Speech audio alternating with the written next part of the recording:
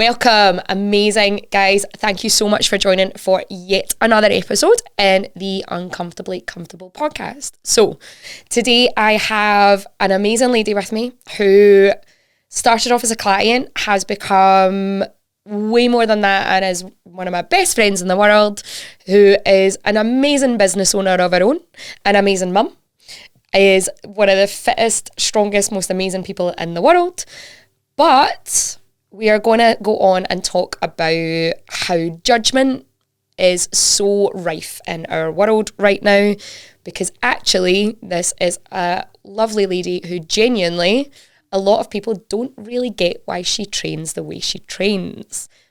And also, she's had a hell of a year with it. So, Lisa, how are you? Introduce yourself, tell us a little bit about yourself, and then we'll get cracking. My name is Lisa. I'm a hairstylist, and I am also a pole fitness instructor. I can remember and say cool. that. It's so cool. I keep forgetting that I'm that. Because you love it though. Yes, because I love it. Because you love it though. Passion than anything. Exactly. I'm a mum of 2, and I don't know what else to say. That's a great intro. So that's as exciting as my life gets. Listen, your life is fucking amazing. So what we chatted about before we talked about this episode was that when we think about fitness, PT, pole fitness, all of that kind of stuff, what we chatted on was that there's a lot of judgment that comes with being smaller. Yes. And deciding to take up any sort of gym fitness, PT, anything like that.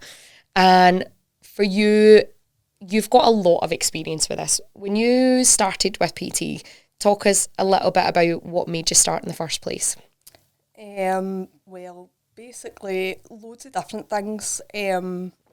Mainly, I love my pole fitness. So that's always been basically the kind of my life. It's the catalyst for it all, isn't yes, it? Yep. Definitely. I've done dancing as well, so that's kind of everything kind of comes hand in hand. So basically lockdown, obviously when nobody was allowed to do anything. Yep. So my dancing and pole fitness took a bit of a back seat. You don't realise they kind of come hand in hand. Yeah. Pole is probably more strength training. Yep. And your dancing is probably more cardio. Yeah. So I kind of fell more into pole fitness and kind of came away from my dancing for a wee bit. And then you kind of notice changes in your body. Yeah.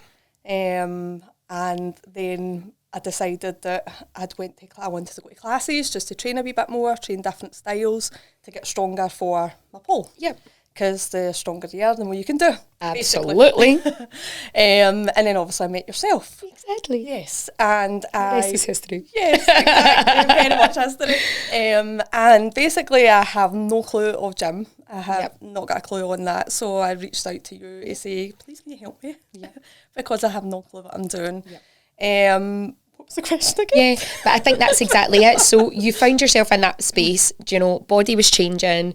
You realise that actually for the thing that you love, there was things that were missing to get you more of that. But there was a lot of people that really questioned why you were on any sort of PT journey. Yep. Because the answer that everyone kept giving you was, but you're in great shape, you're small. Mm-hmm. Or you're already skinny. Yep. Like, skinny doesn't make you strong. Yeah. And how did that feel when you were getting that kind of reaction from people in your life? Just more, you just don't understand. I think when you're skinny, people just don't understand. Like, they really don't. They think that being skinny is like the be all and end all. Yeah. They think that, oh, I want to be your size. Like, what's your problem? But there's a lot that's your problem. Like, basically, if you're not, you could be like stringy. Yep. Skinny. Skinny is big. Oh no. This is how our conversations go. We trip up on our words all the fucking time, don't we? We're terrible for it. What did I say? Skinny. So you're skinny, not strong. Yeah, so exactly. Basically, being like, you need to be not skinny, you need to be strong, and to be strong you need to work at that. And people don't understand that. They just think that you, like, being skinny you can do everything, and what's your problem, like, you've got a great body. But being skinny, having that skinniness also comes with, like, not nice names as well. Like, I've been called anorexic. Like, that probably for me was probably the worst. Like, being called anorexic. Okay. Why do you think that hit the worst for you? I think I was just really annoyed because that's not, like, it's just being thin as my skeleton. It's not it's what you've always been used to. Exactly. And, like, it is a serious topic.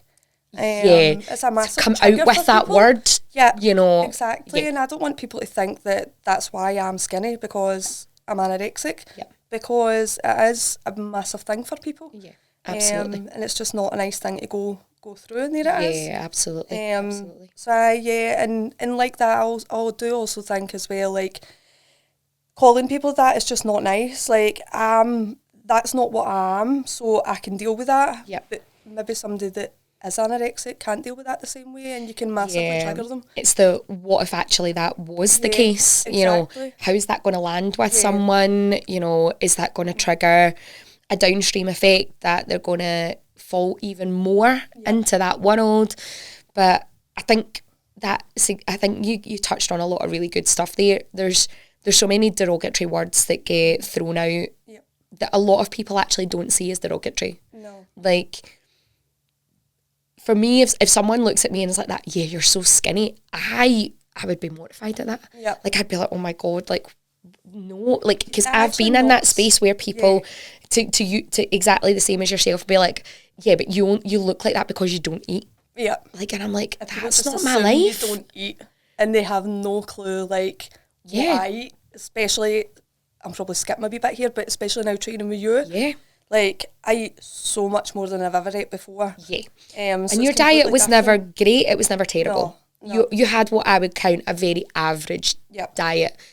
It was average, and it was helping you out to an extent. Mm-hmm. But with the types of things that you want to do at Pole Fitness, like, to your point exactly, the strength you need is insane. Like, insane. So us moving you over to having a little bit more protein in your diet, having a little bit more volume of some other stuff, you know, changing things for, like, your digestion and things like that. Like, but actually the volume of food that you were eating was always quite high. Yeah. You're like, you were never an undereater. No, never. Never an undereater. Never. And I think people just assume that because you are slim that you do undereat, and it's just not the case. Like, I've got a fast metabolism, and that's what keeps me really thin. I'm very active. That's another thing that keeps you in shape. Absolutely. People don't realise that at all, and they just assume. Yep. Absolutely. And I think as well, there must be a little bit of it with the fact that both of your girls are also very similar physique to you. They are petite, both in stature and in height, and you've been there in that position where you've seen those names get called out to them as well. That must hurt. It does. Luckily, my two kids are a lot stronger than what I was when I was younger, because I've kind of brought them up that way, just to be a wee bit made of stone. Yep, almost love made that. of stone. Because you are going to get it. And I think what annoys me more than anything is flip the coin. Like, people say to me, oh, you're skinny, you're anorexic, etc., etc. How would you like me to turn around and say you're fat? Yeah. It's the exact same thing. Yep. It's like just opposites. It's not a nice thing, and it can affect people. Yeah. Over the years, it probably has affected me, not to a certain extent, but it does just knock your confidence completely. Yeah. And as I say, like that, people then don't understand why you're going on this journey, why you're doing this, because, like, I mean, you are slim, like, you're not doing it, like, why are you doing it to lose weight? Yep. Actually, I'm not doing it to lose weight, I'm doing it to be strong. Do you think a lot of people in your life had that assumption that that must be the only reason you would take up something like this? To lose weight? Not in my life, because my people all understand me. I love that. So not in my, I don't know about the outside people, and like the outside. Yeah, it was more people on the outskirts making that assumption. Probably make that assumption. Assumption. I know that word. That's one of those ones you're definitely going to trip up over into. But I think it is. I think, to your point exactly, like, you have your people, like, and you've got them really solidified. You know who they are, and they know you well enough to know that that's just not what you're in it for. But all those people on the outskirts, that level of assumption, it isn't any different to calling someone fat or overweight or, you know, passing comment on what they eat. Yep. If they are on the heavier side or on the lighter side, like, for me, it frustrates the life out of me. Like, if you want to ask me about my diet, I will happily tell you about my diet. Yeah. But one, don't assume, and two, don't degrade my diet because you don't understand it. Yeah, everybody's journey is different, and that's what I say. Like, especially within the team, like, everybody's in a completely different journey. And it's so interesting to see different people's, isn't it? Really, do you know what I mean? Personally, I always feel a bit of a lone wolf on that, just because, again, it is different. Yours is so niche. There's not many people that are like, yep, I'm in this for pole fitness, guys. As I've said to you, I hate the gym, and there's things you need to do in life to get to where you want to be, and for me, the gym is one of them. I'm just going to point this out to everyone viewing this.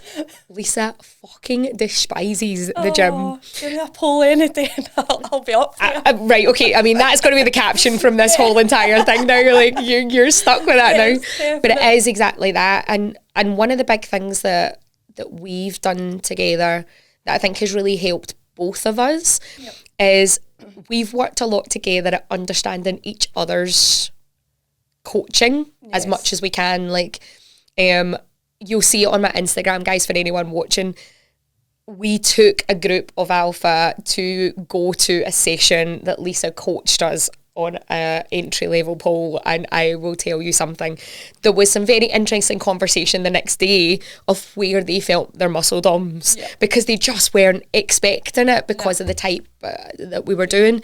But that was a great way for me to just stand on the background and see you as coach and not me. I know. But actually, when we're sitting in the gym at times, and we'll be in the gym, let's say with Martin, Lisa's husband, and our conversations are really weird and wacky when we're talking about that we're doing something in the gym, and I'm like, right, okay, but think about, see that position that you want to get into on the pole in that way for that bit of choreo, that's what this is going to help. And she's like, yeah. But there's people around us that must be thinking, what the fuck are they talking about? But it shows you how much, it just goes to show you just how much crossover there is between it all. Yeah. And for you in pole fitness, do you think there is a lot of stereotype on your clients, on their body shape and what they should look like? Massively. Again, everybody thinks that you should be skinny. Like going to pole, I can't do that because I'm heavier. No, actually you can. It's not about it's not about anything other than what you're capable of. And if you're not capable, pole will teach you that. It'll learn you to do it. So, like, it is all various different people, shapes, sizes. It's not, but there is that kind of probably stigma on that you need to be thin to do pole fitness, which is just so wrong. And is it something that you felt before walking into it, or do you think your dance background just made it feel more like a natural transition? Yeah, I think I was just more natural on that because, just because I assume in dance it must be similar as well. There must be a lot of preconceived notion of what you look like as a dancer. So for me as a coach, one thing I do is, like, my main thing, probably I think my students would say, is I'm all about pointed toes and lines. So she's beautiful when she dances, that is just like my thing. Shapes, I love shapes on the pole, like, and you need your lines in your, so I think again that comes from my dancing background as well. Even if you don't have dancing background, you learn it.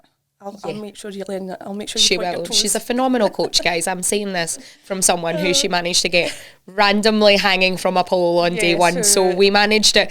It wasn't easy. It wasn't pleasant. It wasn't polite. And it certainly wasn't in my comfort zone to be thinking about lines. But this is where we had that. Like, up that pole. I'm like, okay, I'm sorry. Rather than me going, I know I can't do that. But it is, like, I think, even like I see my two nieces at dancing, and their dance is both very, very different, you know. So for one of them, it's more into that street hip hop style.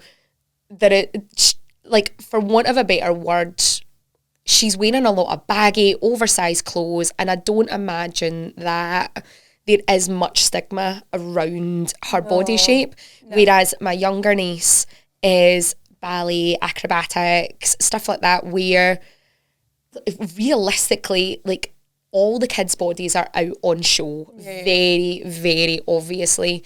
But I do think that there is a lot of stigma behind being the really skinny one. Yep. Or the really heavy one, but I think the language used can be so negative, do you know what I mean, towards it. Yep. And I think your industry, I really can't imagine how many challenges it has, because I think even mine, I always worry about that point of like, does someone look at my Instagram and think, well, she's not in good enough shape to be my coach? Yeah.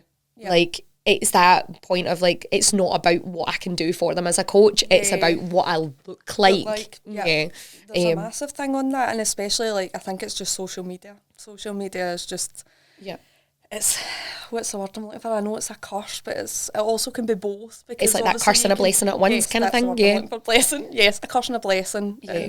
Because for example, I get a lot of inspiration for my pole from like Instagram and stuff like that, definitely. But then you also get like people then like that looking, going, oh, I can't do this because X, Y, and Z, or like that, or they're too thin, they're too big, like things like that. It's definitely a curse and a blessing. So and it is. Recently you've had probably like, this is like phase 2 of the journey now, because we've got just other body changes happening at the stage in life that you're at. The 40 happened, 40. and then it just kind of rolled. It's just, we're rolling with the punches right now.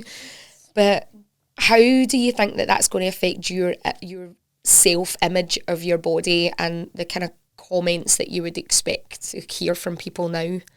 So now I would say, like, I've been quite open about, like, I feel as if I'm going through perimenopause. So coming with that is a lot of symptoms that you just... Huge amount for you. Yeah. So you do, like, emotionally and physically go through that journey that nobody really speaks about, and you just don't expect it. It just hit me when I was 40. Like, I mean, it couldn't wait another couple of years. I mean, it literally was like you turned 40 and then it went, hello.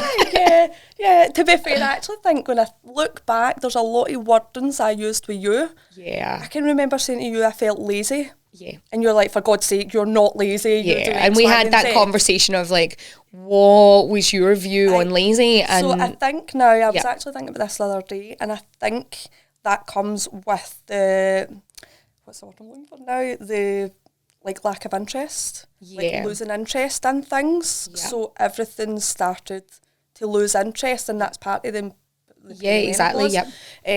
So that's probably what I meant by being lazy. Like you still, I mean, I still done it. I had to do it. You just do. You just do it. There's things you don't like in life, but you need to do it. So I think that's where I meant by laziness. What was it? Yeah, but it's exactly that, isn't it? It's like you've got these changes happening, but your mindset towards them, like for you at first, the only way I can probably describe it, and I hope you don't mind, is that I think it was really, really self-critical and really sabotaging to yourself, because it was basically like, I've got all of these things happening right now. My body's changing. Like, people are seeing a change in me, like, in things like that, like loss of interest in things that you had always loved, like the fatigue, the you know, the muscle pain that you were getting after workouts that just wasn't your norm, right the way through to things like your kind of appetite changes and, you know, all of that kind of stuff. But you just went down a rabbit hole at first of like, this is all just me being lazy. Yeah, definitely. Like your view on it was, well, and it's my fault. Like my brain was telling me I was lazy. Yeah, exactly. And I think it's just like loads of things saying to you, like as you say, like I was just doing things and I'm like, I should be stronger than this. Like, why can I not lift? And it does mess with you physically and mentally. But going back to probably the whole skinny thing as well. So this is another thing when you do start to change in body. So when my body was starting to change, I was saying to you, like, I feel I'm putting around the tummy area, around my sides, like everything. I'm starting to put weight on, and like in my job, I talk a lot. You do? I talk a lot. It's part and parcel of the job. So you just kind of a pass comment and say things and like that. Nobody understands because they still look at you being skinny. oh, for God's sake, I'd love to look like you, or what are you moaning at, like, all of that. And again, that's where, like, it does have an effect on you, because you're like, nobody understands. Like, nobody understands. So does it feel very much like, does it feel very lonely, do you think, in that space? Massively lonely in that way. It's like there just seems to be so few people you can reach out to that would feel how you felt. Yeah. And I think, if I'm going to be really honest, there's a lot of things, as in, like, things are celebrated a lot more when you lose weight. They're not celebrated when you want to, like, gain that weight or gain muscle size. Exactly. Yep. Or like that, your body, you're going through menopause, your body naturally changes, so you do put on weight. So the weight gain and the muscle gain, do you think that there's a different perception of that between guys and girls? Mm-hmm. Yeah. Massively. So, like, if a guy said, I want to gain muscle mass, I want to gain weight, and a girl said it, do you think that they would be viewed as very different? Yeah. Yeah. Definitely. Why do you think it's so accepted for guys but not girls? Because men probably want to look like macho men. It's that jacked way where it's like, you know, do you think we still live in that world where there is just a lot of women that their sole purpose is to be tiny? Mm-hmm. Yeah, definitely. There's still that. Yeah, definitely. Yeah. But there is that petiteness, but you can still be muscly as well. Like, I mean, you know, I've sent you a girl who I'm like, that's exactly what I want. Like, I love this. That's what I want, like, because she's very me. She's still on the petite scale, side, but actually she's got strong. Lots of definition to her muscles. She also is in an area that you get because it's a lot of it's to do with strength and explosiveness and all of that kind of stuff. But I think it is exactly that. To your point, it's that way of, like, you look at certain people and you're like, I want that. Yeah, and I think that's the frustrating, because again, when you are really, like, your skeleton is really slim and you do want to build that muscle, it's hard. Yeah. It's hard to do it. Yeah. And people don't understand that either. I think there's a lot of assumption around it being really easy to put weight on, but not easy to take weight off. Yeah. But actually, I think that very few people have really been in a space where they've had to eat in a surplus, but the right food in a surplus for a long period of time. Yeah. Like, I know we laughed about it, how when I kind of got to the top of my calories at the last time that I was kind of in that surplus point, like, I was just like, I can't do this, Lise. Like, and she's like, what? And I'm like, I can't eat this meal. I'm genuinely just like, I'm looking at it. I don't want it. I've got no interest in it. Yep. And it's that way you were like, well, just gotta fucking eat it, mate. Like, but it is that way. Like people don't, I don't think people understand how, yes, hunger is hard, like, but also eating to add is just as hard. Like, yeah, I've really struggled with that. Yeah, I mean, when we changed your diet at first to get you that muscle mass, and like, one of my favorite times with you as a client has been the moment, and there's about a 20-second clip that I can show everybody that will prove it, is the point where Lisa put out a story and a post after her first High Rocks about moving the sled weight, and you tagged it as, this is what I weighed in at this morning, this is what the sled weighed, and I'm so proud that I managed to do it. But there's a wee 20-second clip of you hitting the struggle bus point and Martin trying to take over and you telling him to fuck off. Like, no. Because you were like, no. But your mindset on it I loved, because, like, after it we spoke about it and you were like, no, because, like, one, I was way too stubborn to, like, be like, no, I'm not moving that. But you were like, I didn't do all that work, eat all that food, do all that training to not finish that lap. I said I would finish that lap and I was going to do that. One lap, that's all I was exactly. I'm happy with just one lap. But to your point that you made on that, exactly, it was like, I don't think people realise, for you to build the strength to feel comfortable doing that, how many meals that was, how much strength training time that was. And then to add into that you're just randomly hanging upside down from a pole on a Thursday night because it's fun. Like that. And again, Your body is so capable. It doesn't need to be smaller. Yeah, it needs to be more capable. Going back to the whole slimmer thing, it's not everything. You need to be able to move that. You need to be stronger, not slimmer. Yeah, absolutely. And I think you're walking proof of the fact that, you know what, you can be slim, skinny your whole entire life, and it's not what you want to see in the mirror. No, it's not everything. It's really not everything. People go, oh, you can wear what you like, you can do what you like. No, you can't. Yeah. You can't. You get to do things like, again, working with you, like majority of my diet before you, I could really eat what I liked. Yep. But then, like, learning a lot with you is being obviously, like, your protein and, like, the right food, the right balance to be able to, and the energy level that I got from that was just, again, just helped me so much in my pool. Yeah, absolutely. It just rocketed for them. And it is exactly that. Have you ever been in that position where because you felt so small, you've not wore something? Mm-hmm. Oh, 1,000,000%. Anything in particular that stands out? So people think, although I'm probably going slightly opposite, people think because you're so slim you can wear what you want, but actually you still have insecurities. So I don't know if you can remember one of the dresses I wore, and I pointed out my mum tum. Mm-hmm. That for me was like a bit of an insecurity, like, and did make me feel really self-conscious. Yep. But and yet people just go, oh, what's your problem? I think we've spoke about this before, like being slimmer, I feel you'll probably be able to explain it better than me.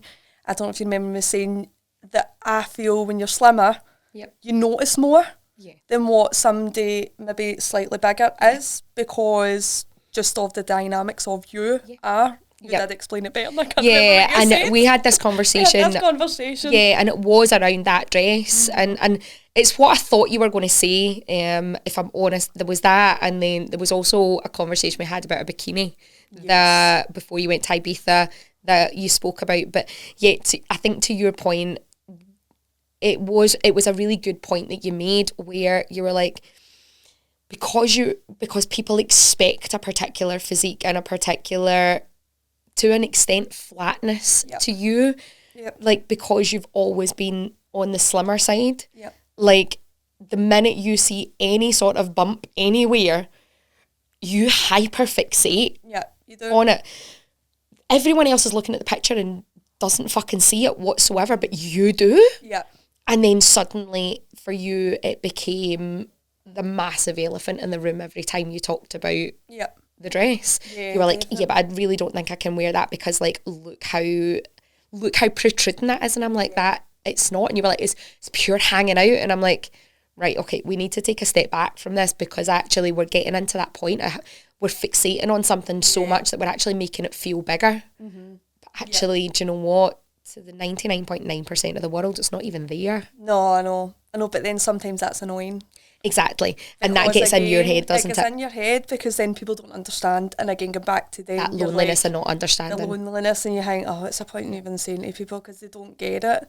They don't understand. But it's all right for some other people to say things, and you're like, all right, okay, like, I get it. But you never ever get the skinny people. Agree. They never get the skinny people. So we're just going to round up. I'm going to make... I think I'll probably, let's round it up by saying a few things on the topic. One, guys, I'm going to say this as politely as I can. Do not be a cunt and start thinking that it's absolutely okay to pass comment on anyone's body that you do not know in passing in a negative way just because you want to. If you have those thoughts, keep them to your fucking self. It's like your mum used to say to you, if you've not got anything nice to say, don't fucking say anything. Because I do mean this, and coming from someone who has worked with people like Lisa and multiple other clients who have been on journeys of creating a physique because they have gone through their whole entire lives just feeling like scrawny or stick thin, or being called out for words relating to eating disorders and stuff like that. It's just no different to using words like fat, chubby, etc., etc.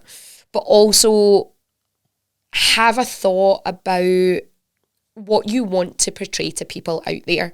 You know, empower people and lift them up allow them to see that they're not alone in their thinking, because you will get a much, much better circle of support and friendship from taking the time to take a step back and understand someone than jumping in and assuming that just because they are smaller that they're happy with what they see in the mirror. It just isn't the case. It just isn't. Definitely. From someone who has ran the gambit from being stick thing Vanda, who got called every name under the sun for that, to fat Vanda, who hated herself, like, I get every single bit of it. So I've got 2 questions to ask everyone that comes on. Right, question number 1.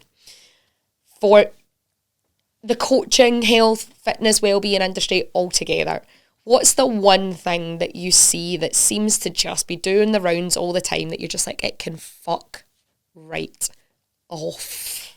It's shit, it's annoying, it's wrong, it leads people down the garden path, whatever it might be, or it's just fucking annoying. Yeah, what would it be? For me, obviously, all the skinny comments, the anorexic comments, because, like, depending on who you're talking to, it can have a massive effect. Mm-hmm. So you do need to be a bit more mindful on speaking to people. Love that. Definitely, because you never know what people are going through. You definitely don't. I love that comment. It's exactly that. You don't know someone else's world right now, so, like, fucking keep your mouth shut. Definitely. Absolutely. And the second question for all of the client base is, there is someone out there that's going to watch this and they have been toying with reaching out to, whether it be us or another PT or another wellness coach or coming to a pole class, whatever it might be, and they're still sitting there not taking action. Why should they just get it done? Because you need to find your thing, and when you find your thing, you just become absorbed in it, and you meet a really nice bunch of lovely people, lovely community that all kind of absorb the same thing. Yep. And it just becomes like life, and it just changes you. Just makes you happy. I love that. It just makes you happy, guys.